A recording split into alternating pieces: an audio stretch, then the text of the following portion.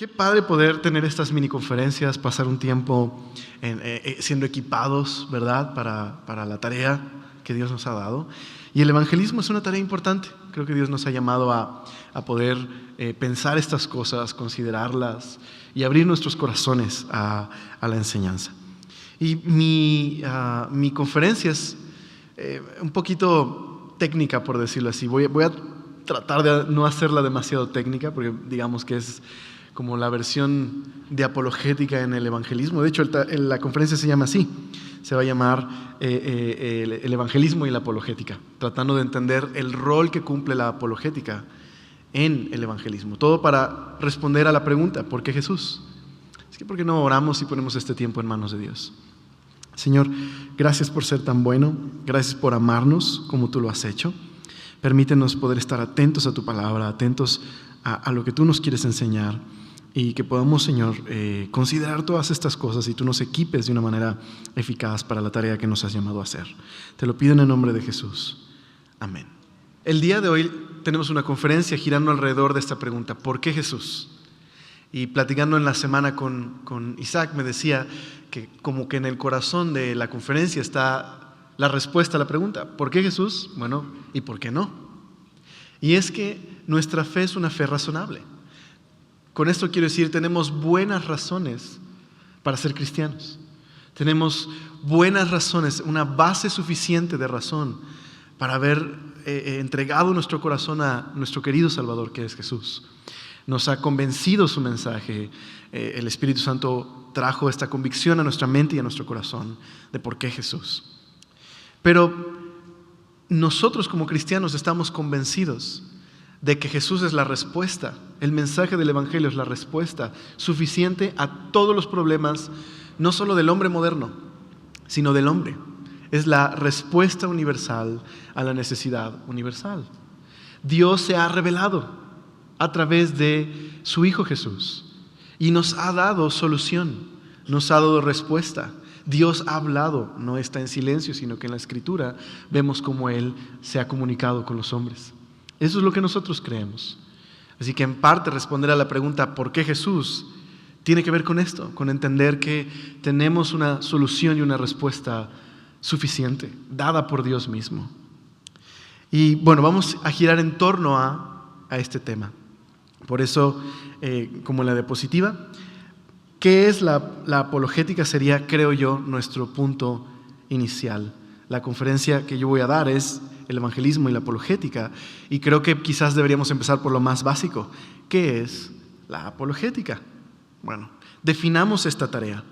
Antes de decir algo, quisiera que leyéramos un comentario que aparece en un pequeño libro de apologética de James W. Shire. Dice: en el momento en que nació la iglesia, nació la apologética.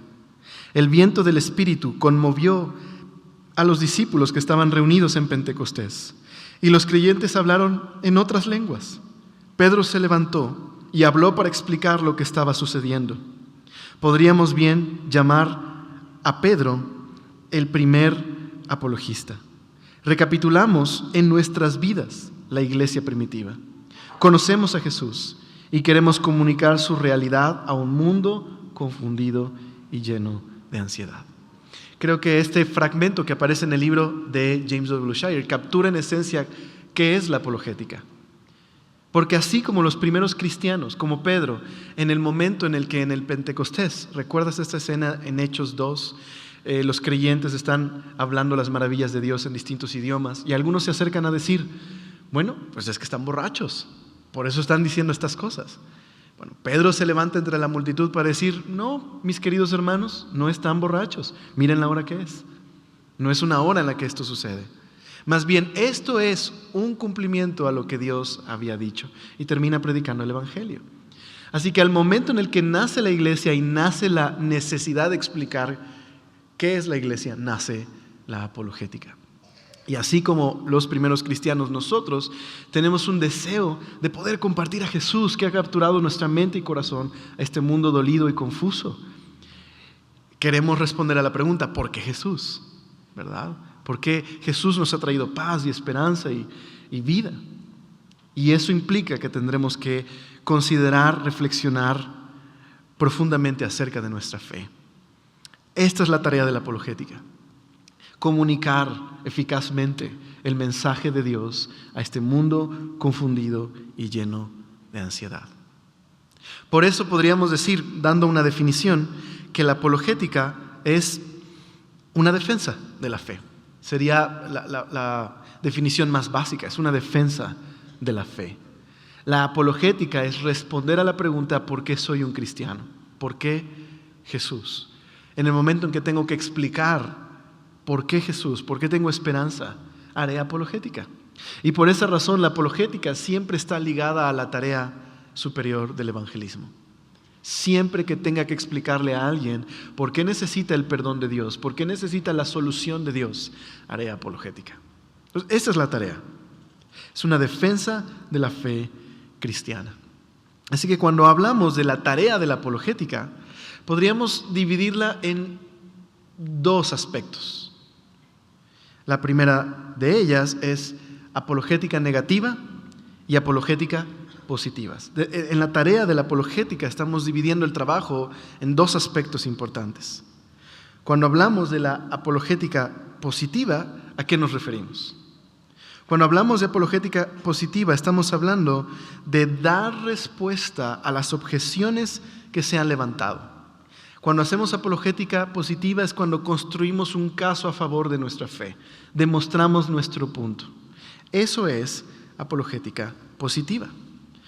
Bueno, en el libro de la biografía de Francis Schaeffer, el modelo de apologética de Francis Schaeffer, Brian Follis, en su libro La verdad con amor, dice: Schaeffer creía que el no cristiano tenía el derecho de hacer preguntas y explorar la verdad del cristianismo. Creía que por medio de argumentos razonables se podía explicar por qué el cristianismo es las respuestas al problema moderno. Así que la apologética implicaba la defensa de la fe contra el ataque, y eso significaba dar respuesta a esas objeciones.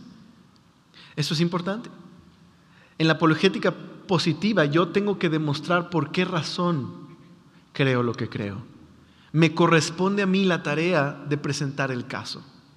Y un cristiano que no puede hacer apologética positiva definitivamente no será un evangelista eficaz. Porque si yo mismo no tengo convicción de las razones de por qué he creído, ¿de qué manera podría compartir eso con otro? Así que hacer apologética positiva implica el haber reflexionado profundamente sobre la naturaleza del evangelio, sobre qué significa ser un cristiano, qué significa tener fe en Jesús. Y eso implica este proceso de una relación con Dios a través de todas mis facultades, de todo lo que Dios me ha dado. De hecho, Francis Schaeffer fue tan lejos como para decir: la apologética positiva es necesaria si un cristiano quiere mantener su vida personal, devocional e intelectual unida. Si hemos de servir y amar al Señor con todo, tendremos que ser capaces de poder considerar seriamente la fe cristiana. La apologética positiva es muy importante. Entonces, podríamos resumir: la apologética positiva es cuando a mí me toca contestar, responder. Y el no cristiano tiene todo el derecho a preguntar. Y yo tengo que estar listo para responder. Pero también existe la apologética negativa. Ambas son parte de la tarea, la apologética positiva y negativa. Y en la apologética negativa, lo que hacemos es ayudar a la otra persona a encontrar los puntos débiles, las inconsistencias en sus argumentos. Pero si no he aprendido a hacer apologética positiva, jamás podré hacer eficazmente la apologética negativa. Regularmente lo único que nos gusta es enseñar a la gente que está mal. Pero para poder llegar al punto donde ayudo a las personas a darse cuenta de las inconsistencias de su forma de pensar, necesito primeramente haber reflexionado acerca de mi fe como creyente. Así que la apologética negativa y positiva significa aprender a nivelar la cancha. Habrá momentos donde yo tengo que asumir la responsabilidad de demostrar mi caso y mi punto. Pero habrá momentos donde yo tengo que pasarle la pelota al contrario, por decirlo así, y tengo que ayudar a esa persona a entender sus propios puntos. Tengo que permitir que la persona se explique, que tengo que dar lugar a que él me diga lo que cree y defienda su punto. Y eso es más honesto, eso es una relación, eso es una conversación honesta. Más adelante veremos cómo hacer eso. Pero hay momentos donde yo tengo la responsabilidad y hay momentos donde la otra persona tiene la responsabilidad. Y eso permite tener un equilibrio en la conversación. Ahora, ¿cómo logramos hacer la apologética negativa? ¿Cómo logramos establecer una conversación con un no creyente de manera que podamos ayudarle a ver las inconsistencias de su forma de pensar para que pueda considerar las afirmaciones del Evangelio? Podríamos decirlo así: buscando puntos en común. Y eso sería el siguiente punto. Entonces el primero es muy sencillo, ¿verdad? La tarea de la apologética. ¿Qué es? Pues es cada vez que tenemos que explicar por qué soy un cristiano, por qué Jesús. Siempre que tenga que explicar esa pregunta, haré apologética, y por lo tanto la apologética es una tarea ligada a una tarea superior, que es el evangelismo. Y la apologética es importante porque me ayuda a reflexionar y a considerar mi fe. ¿Okay? Pero hablando de la apologética en esta conversación donde yo presento el caso y le permito a la otra persona presentar su caso, tengo que buscar puntos en común. Así que para ilustrar a qué nos referimos con encontrar puntos en común, creo que tenemos que poner una base importante. En el terreno del evangelismo nunca es neutral ese terreno, nunca. Siempre tendremos que enfrentarnos a las predisposiciones, los prejuicios, el contexto de la otra persona con la que hablamos. Nunca es un terreno neutral, ninguna persona es neutral respecto a Dios. Vamos a verlo en algunas diapositivas que tengo aquí. Entonces, digamos que vamos a tratar de darnos cuenta de esta realidad, de esta batalla en la que nunca es neutral, de dos formas. Primero, vamos a simplemente leer dos fragmentos de literatura. Provienen de dos visiones del mundo distintas. Este es un poema de Stephen Crane y dice así: el hombre le dijo al universo: Señor, yo existo. Sin embargo, replicó el universo, tal hecho no ha creado en mí sentido alguno de la obligación. Este es un poema y expresa la relación entre el hombre y el universo, ¿verdad? El hombre está tratando de buscar propósito y sentido y le habla al universo, pero el universo está callado. No siente ninguna necesidad de responder al hombre, no le puede brindar significado al hombre. Está mudo, está callado, no responde. Comparémoslo con el siguiente fragmento. Oh Jehová, Señor nuestro, cuán glorioso es tu nombre en toda la tierra. Has puesto tu gloria sobre los cielos. Cuando veo tus cielos, obra de tus dedos, la luna y las estrellas que tú formaste, digo: ¿qué es el hombre para que tengas de él memoria? Y el hijo del hombre para que lo visites. Le has hecho poco menor que los ángeles y le coronaste de gloria y de honra. Podríamos decir que estos dos fragmentos provienen prácticamente de dos universos distintos o dos formas de pensar completamente distintas, ¿verdad? En una, el hombre está solo. El universo no tiene manera de proveerle de significado y propósito. En el otro, el universo está lleno de propósito porque tiene su base en un Dios personal que ha creado el mundo y ha creado al ser humano de una forma especial, ¿verdad? Así que el universo habla algo, tiene un mensaje que decir sobre un creador, mientras que en el otro está en silencio. Simplemente estos dos fragmentos nos ilustran que cuando hablemos con una persona, tengo que tomar en cuenta que esa persona proviene de un trasfondo distinto al mío. Aunque vivimos en la misma ciudad, ha sido criado en un hogar distinto al mío, ha sido criado con distintas ideas a las mías y por lo tanto nunca será neutral el terreno. Aparte, tenemos que añadir el hecho de que la Biblia dice que ningún ser humano es neutral respecto a Dios debido al pecado. Si no logro considerar esto, tampoco podré ser eficaz en la tarea que tengo de hacer apologética positiva, pero también negativa. Así que recuerden, cuando hacemos apologética negativa estamos tratando de encontrar puntos en común. Pero alguien dice, pues en estos dos poemas no hay nada en común.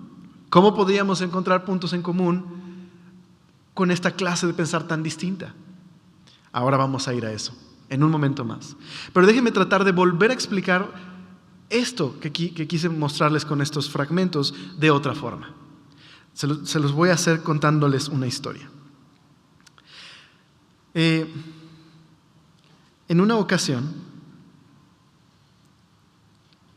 se acercó un niño a preguntarle a su papá: papá, ¿qué es lo que sostiene al mundo? Porque hoy vimos en la escuela que el mundo está ahí, pero ¿qué lo sostiene? ¿Por qué no se desploma el mundo y no cae? Bueno, el papá le dice: eso es muy fácil de responder. Es que hay un camello debajo del mundo y el camello sostiene al mundo. El hijo se fue satisfecho durante 24 horas. Pero ya que lo consideró muy bien, llegó nuevamente con su papá para decirle: papá, pero tengo una pregunta más. Dime, hijo, si el mundo lo sostiene un camello, ¿qué sostiene al camello? Bueno, el papá todavía tuvo la habilidad de responderle: un canguro, hijo. Es lo que sostiene al camello.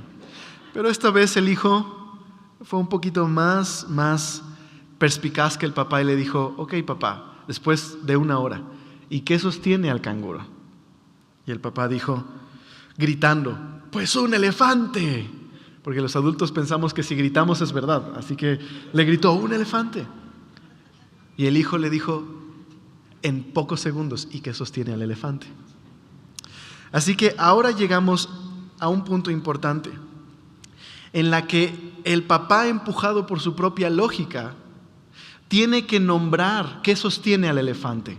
Porque no puede haber una cadena infinita de elefantes hasta el final. Debe haber un elefante que sostenga a todos los demás. ¿Cómo se llama ese elefante?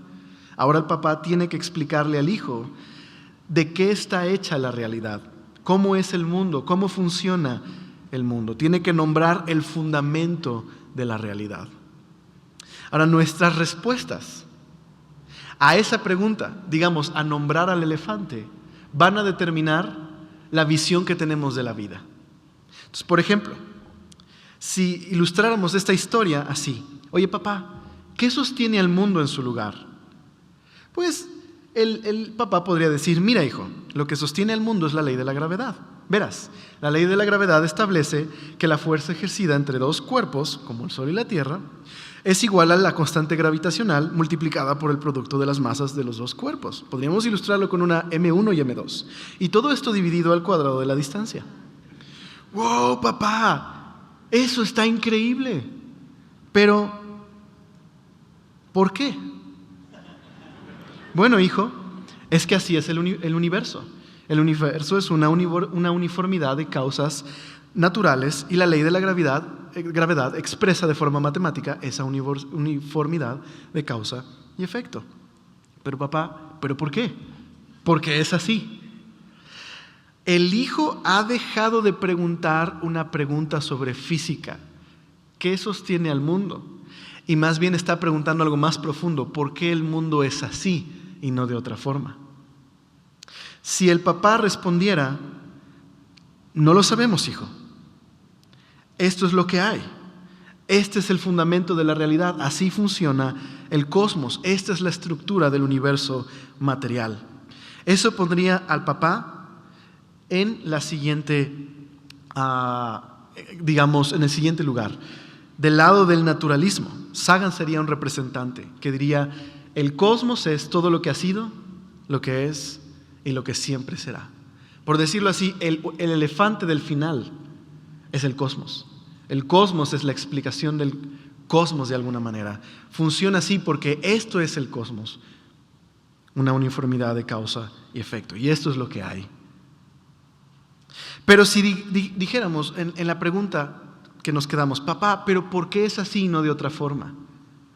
Si el papá respondiera: mira, hijo, es que Dios ha creado un mundo racional y ordenado, y Dios nos ha dado la capacidad de descubrir cómo funciona el mundo. Jesús está sustentando todas las cosas y todas estas leyes que Él mismo puso con la palabra de su poder. Eso colocaría a el papá, digamos, con Kepler en el teísmo cristiano. Kepler dijo así en sus descubrimientos: la sabiduría del Señor es infinita y también su gloria y su poder, Los cielos cantan sus alabanzas, sol, luna, los planetas lo glorifican en su inefable lenguaje. Oh alma mía, alaba al Creador. Es por Él y en Él que todo existe. Dos universos distintos, ¿verdad? Y todavía podríamos agregar uno más. No tengo aquí las diapositivas, pero si el hijo se acercara al papá, ¿por qué el mundo está ahí? ¿Qué sostiene al mundo? Quizás el papá podría responder: mira, hijo, es que la tierra no está ahí. Así es como aparece a ti y a tu maestro y a tus compañeros, pero no hay nada ahí, no hay nada que sostenga la tierra. Pero papá, ¿y eso qué significa? Pues que no hay respuestas, así que no debe haber más preguntas. ¿Pero por qué, papá? Eso es una pregunta. No debe haber más preguntas. Solo respira profundo y mira el diseño bello de la naturaleza. Y quizás eso los pondría dentro del panteísmo más extremo monista, donde todas las distinciones que existen en el mundo es simplemente una ilusión y todo pertenece al uno divino, Brahman, que es el cosmos también, un cosmos impersonal. Universos distintos. Bueno, Alex, pero si de lo que se trata es de encontrar puntos en común, ¿cómo vamos a encontrar puntos en común en algo así? Ese es el punto exactamente. Solo hay una forma en que las cosas pueden ser. El mundo no puede ser una ilusión, ser creación de Dios y ser simplemente un cosmos eterno. Hay una forma en la que las cosas son. Si vivimos en el mundo de Dios, solo puede funcionar en la manera en la que Dios lo ha hecho. De manera que si yo trato de vivir de otra forma, con otra visión del mundo, encontraré que soy inconsistente entre lo que pienso y lo que vivo. No corresponderá al mundo. Y es ahí, en esa tensión, donde podemos encontrar puntos de contacto con el no creyente para que considere el Evangelio. Hay una forma en la que las cosas son y no pueden ser de otra forma. Así que cuando los dirigimos a los no creyentes, tenemos que considerar que el terreno no es neutral. Todos tienen un juego de presuposiciones, cosas que hemos asumido. Y todas estas funcionan para interpretar la realidad, funcionan como unos lentes para la mente. Todos los seres humanos poseen una cosmovisión, una visión del mundo, todos. Todos tratamos de interpretar la vida de una forma coherente. Pero como el mundo es solo como es, si no estoy viviendo de acuerdo a la realidad, habrá inconsistencias en mi vida. Y es ahí donde podemos encontrar este punto de contacto. Así que los seres humanos nunca son totalmente objetivos acerca de la vida, ni son impersonales. Y muchas veces las personas rechazan los argumentos cristianos no porque los han considerado, sino debido a una visión del mundo dominante. Como cuando tratas de explicarle a una persona que Jesús resucitó. Si de antemano no puede creer que los muertos resucitan, será difícil convencerle de que Jesús resucitó. Y entonces es cuando nos encontramos en un círculo hablando, ¿verdad? Pero es que Dios ha hecho milagros. Los milagros no suceden, debe haber otra explicación natural. Pero mira, aquí hay una persona que dice que fue un milagro.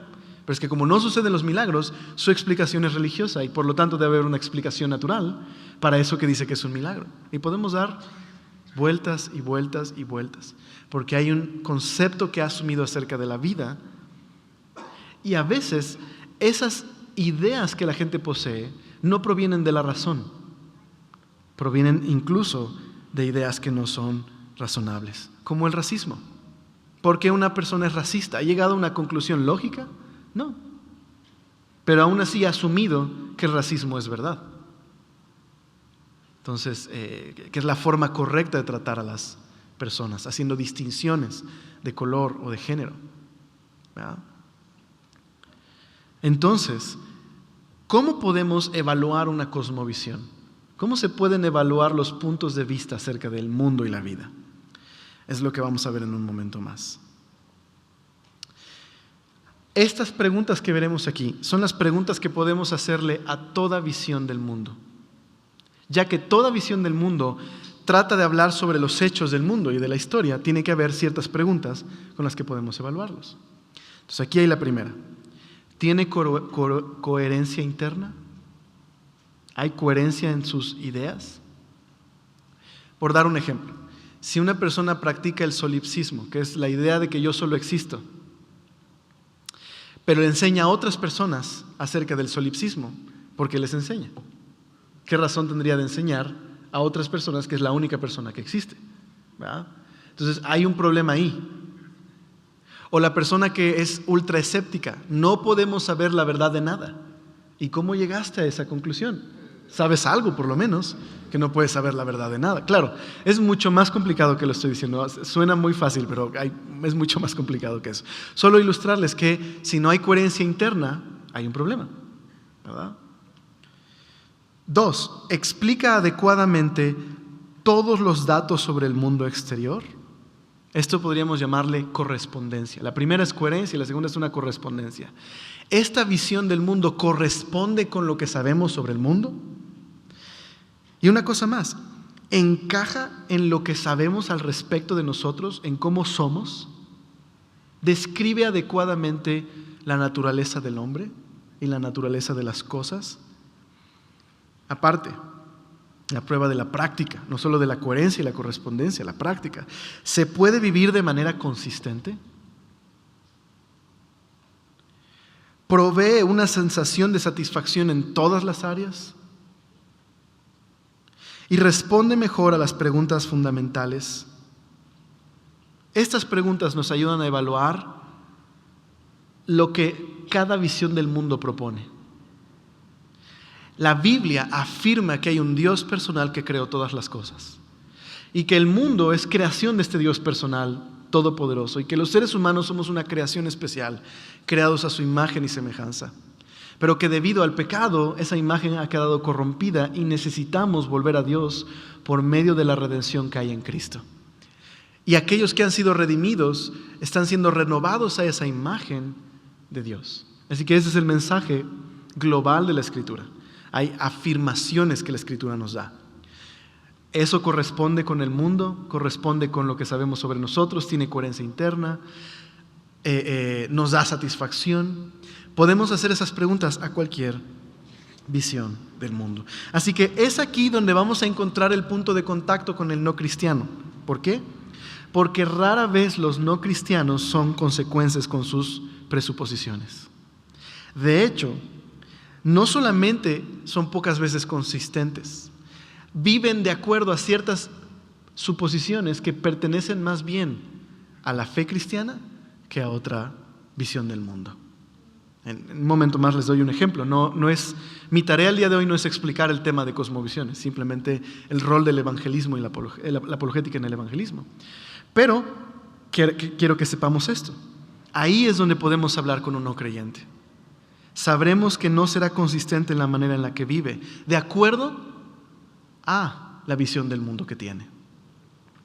Entonces, por ejemplo, cuando decimos que, por dar un ejemplo, el naturalismo no provee ninguna base para la moral, y alguien me contesta, yo conozco a muchos humanistas que son muy buenas personas. La respuesta sería, claro, no dudo que haya gente incluso que tenga más moral que un cristiano, siendo humanista. Mi pregunta no es qué clase de vida viven, sino si esa clase de vida es posible de acuerdo al marco, a la cosmovisión, al marco interpretativo con el que ven la vida. La respuesta es no. No provee ningún fundamento para una moral tradicional que pertenece más bien al marco cristiano. Entonces, claro que hay mucha gente que vive con altos valores morales, simplemente no tienen la base suficiente para poder sostener esa clase de vida. Pero nos rehusamos a vivir de otra forma. ¿Por qué? Así que el hombre no cristiano como el cristiano tienen que vivir en el mundo verdadero. No podemos apartarnos de cómo el mundo es. Uno tiene que vivir en el mundo como es. Y esa inconsistencia crea una tensión, un falso optimismo que nos permite abordar al no cristiano. Pocas personas son aquellas que se han analizado a sí mismas y han analizado las cosas que asumen acerca de la vida.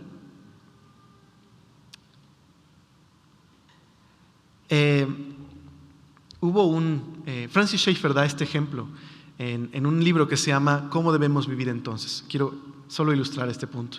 Y da el ejemplo de un hombre muy famoso, un artista, que él quiso traer la idea del azar, que es la idea con la que se estaba presentando cómo llegó a ser el mundo por medio del azar, llevarlo a toda la realidad. Así que él pensó, voy a hacer música al azar, basado en una técnica de una filosofía china de adivinación. Trató de hacer música al azar, y eso es lo que buscaba, hacer sonidos que no tuvieran ninguna relación con el otro, ruido, por decirlo así. Pero él mismo en una ocasión dijo que él no podría llevar su lógica a uno de sus pasatiempos favoritos, que era escoger hongos. Dice, si yo escogiera hongos de la misma forma que haría música, jamás discriminaría entre un hongo que me puede matar y otro que no me puede matar. Entonces, este hombre que está diciendo que la realidad tiene que ver con el azar, no puede ser consistente con esa visión en todas las áreas, porque todavía tiene que vivir en el mundo de Dios. Y podríamos dar muchos ejemplos de eso. Así que ese punto de tensión es el que nos permite acercarnos al no cristiano. Claro, la tarea de hacerle ver a una persona su inconsistencia requiere amor, requiere paciencia. No se trata de avergonzar a las personas. Se trata de ayudarles a ver cómo es el mundo en verdad. Así que esto no se trata de un mero juego intelectual, donde uno se sienta y discute nada más, sino que queremos ayudar a las personas a ver la vida desde lo que la Biblia enseña y a considerar las afirmaciones del Evangelio y la solución de Dios y el perdón de Dios. Así que aquí está la tarea de la apologética positiva y negativa, ¿verdad? Tengo que estar preparado para dar razón y responder preguntas, pero tengo que estar preparado para ayudar a la persona que se explique y responda a él también las preguntas. Un apologista decía, esta tarea es como quitar la azotea de la casa de alguien y dejar que la lluvia entre. Es como quitar las paredes y dejar que el soplo y la frialdad del viento entren. Es dejar que vea la realidad. Entonces, cuando hablamos con alguien y esa persona ha podido ver la realidad acerca de él mismo y la realidad del mundo, y sabe entonces que es un hombre que necesita una solución superior, está listo para que le presentemos el Evangelio y él considere el Evangelio. Ahí es la apologética positiva y negativa que entran en la tarea. Así que no importa lo que las personas puedan decir de sí mismos. Si una persona cree que solo es una máquina orgánica, todavía es un hombre hecho a la imagen de Dios, aunque diga que es otra cosa. Si una persona cree que las distinciones son una ilusión, todavía vive en el mundo verdadero y real y es una criatura hecha a imagen de Dios, y en la práctica sucede algo muy diferente que lo que vemos en la teoría. Uno puede pensar que tiene mucha lógica algo que tomó en un curso de filosofía, pero en la práctica este es el mundo de Dios y no se puede vivir de otra forma. No se puede vivir por lo menos de manera satisfactoria y consistente. Habrá un punto de tensión. Así que ya que el no cristiano no puede vivir con las conclusiones lógicas, sino bajo un falso optimismo, tendremos mucho de dónde hablar para compartirle y amarle. Podríamos decir que esta es la llave en el rol del evangelismo y la apologética. Así que cuando una persona ha llegado a este punto, la hemos podido llevar amorosamente al punto donde puede ver que, digamos, los argumentos que tiene no tienen suficiente sostén. Cuando quitamos el techo, por decirlo así, y siente el frío y la lluvia, es momento de presentar a Dios y la solución de Dios. Y podríamos decir que entonces el mensaje cristiano corresponde con las pruebas que dimos hace ratito. El mensaje cristiano es coherente. No hay contradicciones en el mensaje cristiano. Puede haber contradicciones en las interpretaciones de los hombres a través del tiempo, pero no hay incoherencia en el mensaje histórico, en lo que el Nuevo Testamento y el Antiguo Testamento enseñan. Aparte, el cristianismo corresponde con los hechos del mundo. Funciona como la Biblia presenta que funciona el mundo.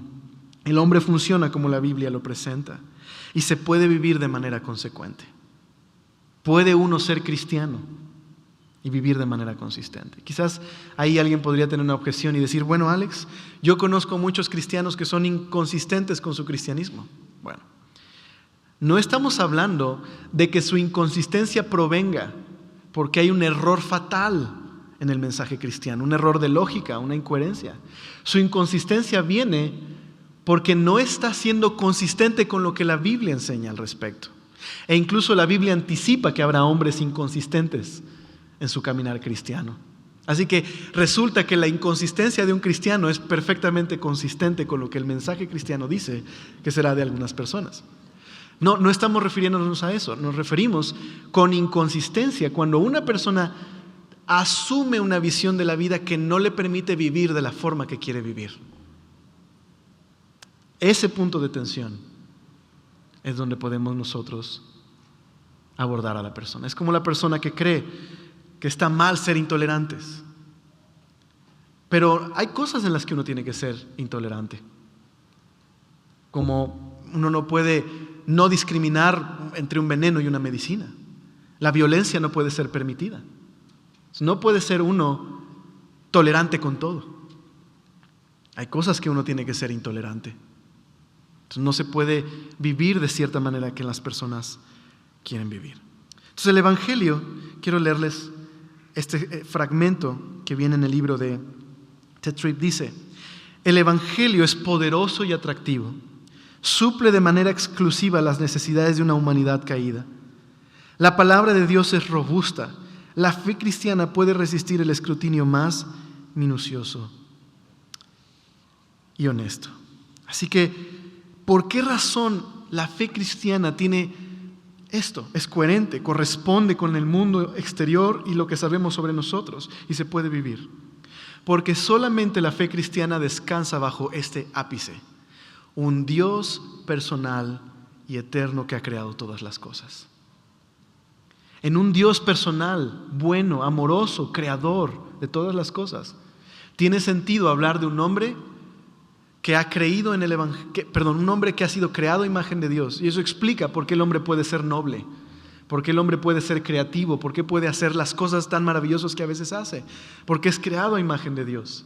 Pero también explica por qué es la criatura más cruel que existe, porque esa imagen ha sido distorsionada por el pecado.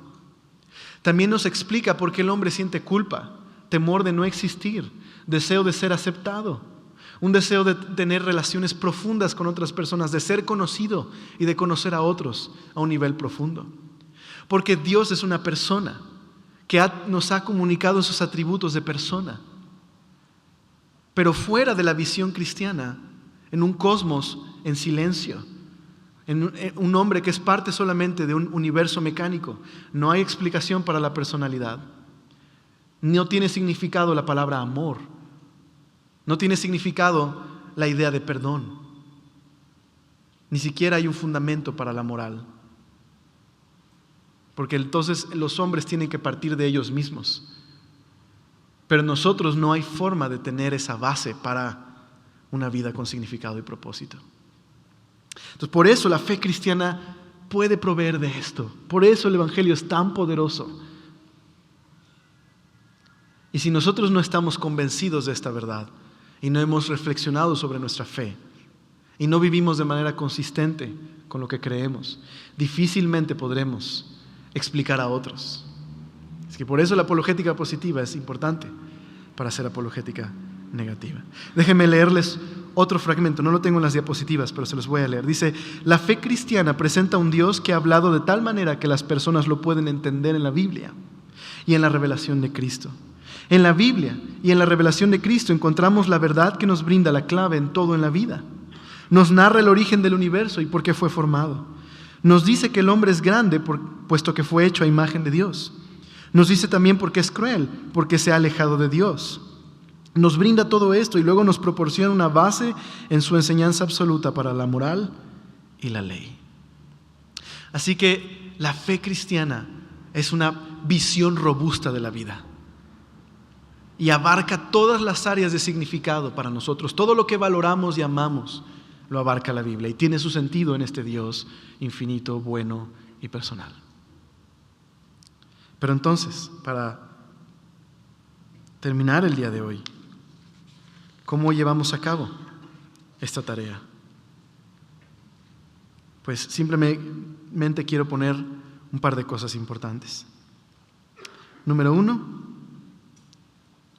usando todos los recursos que Dios nos ha dado. Usando todos los recursos que Dios nos ha dado.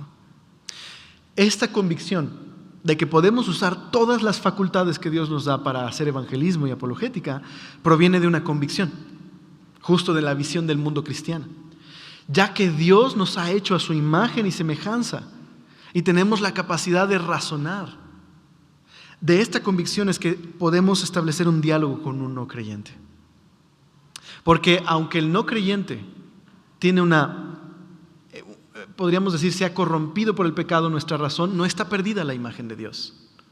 Podemos dialogar, podemos compartir, podemos explicarnos. De hecho, en la Biblia encontramos esto. Simplemente entre el capítulo 17 y 19 se nos dice que Pablo razonó, trató de persuadir y discutió de modo persuasivo. A veces Pablo se sentaba y lanzaba preguntas esperando que le respondieran, y él recibía preguntas para responderlas, y de esa manera llevaba con convicción a las personas de que Jesús era el Mesías. Se puede, porque Dios nos ha dado esa capacidad. Por eso la imagen de Dios en el hombre es este deseo de amor, de trascendencia, de belleza, y aunque está corrompida esta imagen, el hombre todavía es un hombre. Pero también nosotros como cristianos, nosotros debemos usar nuestra razón.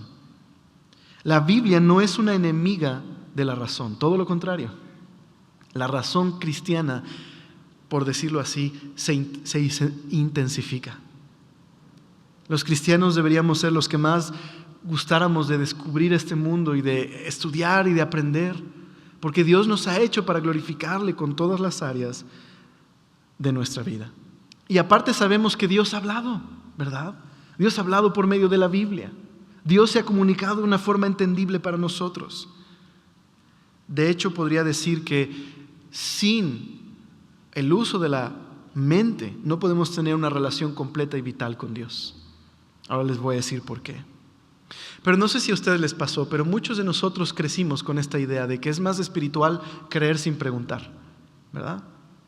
Como que si preguntas, si tienes dudas sinceras, eres poco espiritual. Es más espiritual el que no pregunta nada y solo lo cree.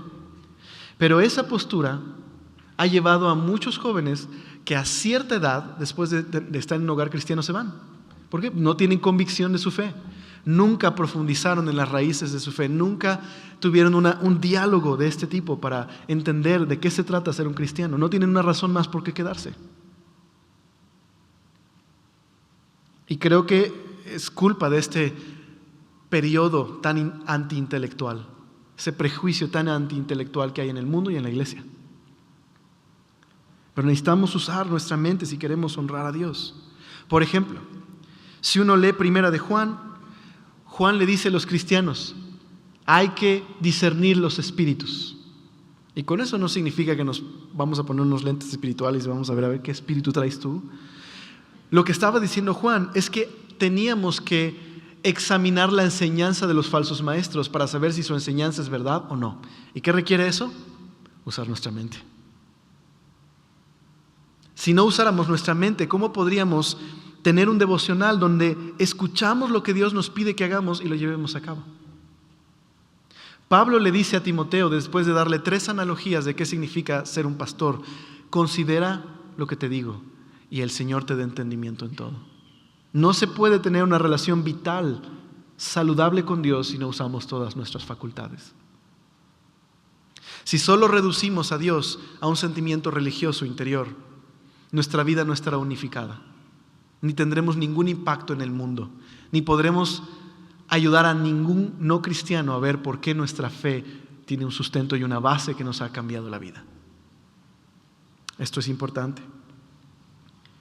Pero Alex, ¿usar demasiado nuestra mente no nos aleja del Señor? Yo diría más bien, usar nuestra mente sin el Señor. Pero la Biblia nunca habla en contra de la mente.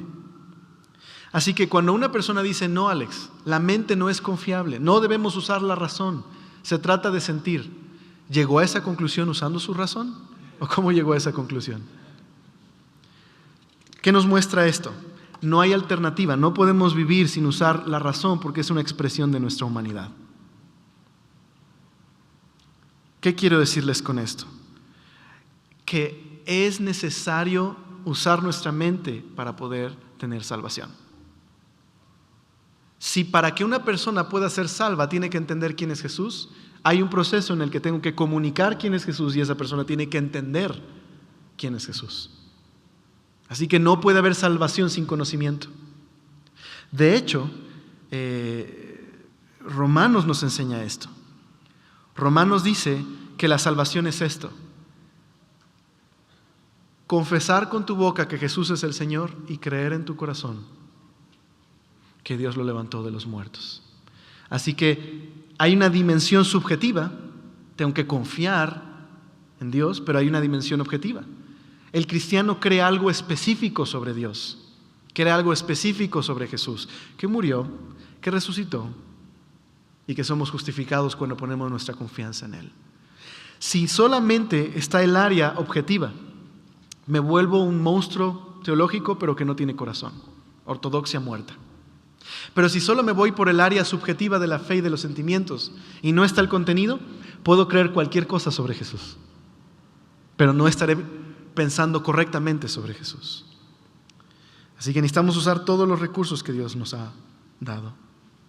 Número 2, depender del Espíritu Santo. Claro, no podemos prescindir de la obra del Espíritu Santo en el trabajo de comunicar el Evangelio. Pero tenemos que tener cuidado en decir que si uso mi razón no es depender del Espíritu. Estoy totalmente de acuerdo en que no podemos decir que la razón humana es suficiente. Cuando pienso que la razón humana es suficiente, entonces caigo en el intelectualismo. Estoy tratando de usar mi razón como la fuente única para determinar qué es verdad. No, necesitamos la iluminación y la guía del Espíritu Santo. Pero más que pensar que cuando yo dialogo con una persona estoy usando mi razón, modo razón, y ya que dice que sí, entonces ahí entra el Espíritu Santo y entonces lo convence de pecado y se convierte, es un error. Dios está a cargo tanto del fin como de los medios. Es mejor pensar que desde el momento en el que me encuentro con la persona, Dios ya ha preparado a esa persona. Y mientras yo dialogo con esa persona y uso la razón y todas las facultades que Dios me da, el Espíritu Santo está ahí. Y mientras le llevo a la fe en Cristo, el Espíritu Santo seguirá obrando. La salvación incluye tanto los medios como el fin. Y mediante un acercamiento personal. Las personas no tienen que ser tratadas como un caso, o como una estadística, o como una máquina.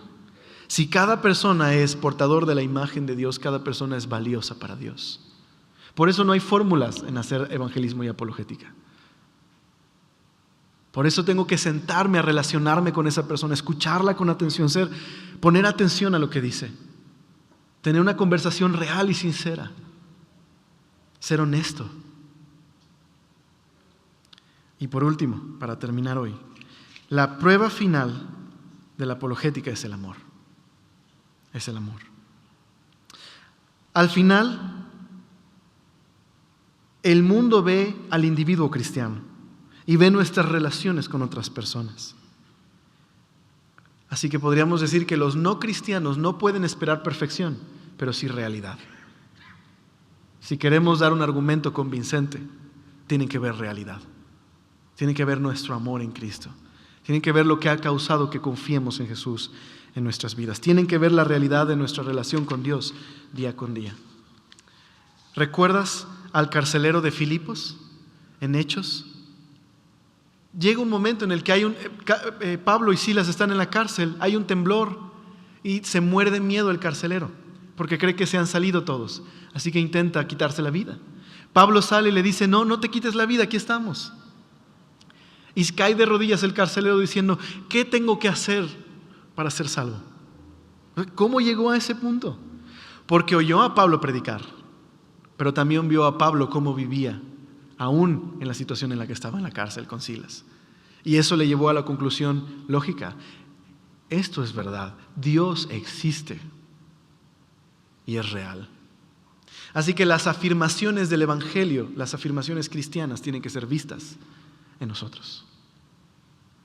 Sin una realidad, lo único que tendremos es una ortodoxia muerta. Nos despedimos con esto. Dice: la apologética cristiana yace ante un mundo observador, una personificación atractiva de la fe cristiana, para que cualquiera con el deseo de observar tendrá un testimonio intelectual y emocionalmente creíble de la verdad. ¿Verdad? Si vivimos de manera consistente y creemos que el Evangelio es lo que es y vivimos de esa forma, ese es el testimonio que va a hacer que la gente diga: eso es real, hay realidad, hay consistencia. ¿Por qué no oramos por esto? Señor, gracias por este tiempo y ayúdanos a poder entender, Señor, que tú nos amas, que nos has dado una revelación tan gloriosa en la palabra, que este es tu mundo, Señor, y que la fe cristiana es una fe robusta. Se le puede preguntar, Señor, se puede meditar en ella, se puede ser honesto con ella y sale triunfante siempre.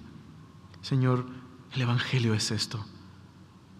Ayúdanos a estar convencidos para poder ofrecer lo que es verdad a un mundo dolido, sin esperanza, con un falso optimismo, Señor. Y ayúdanos y ayúdame, Señor, a ver a la gente como tú las ves, como personas creadas por ti que amas y que tú estás buscando, Señor. Te lo ruego en tu nombre. Amén.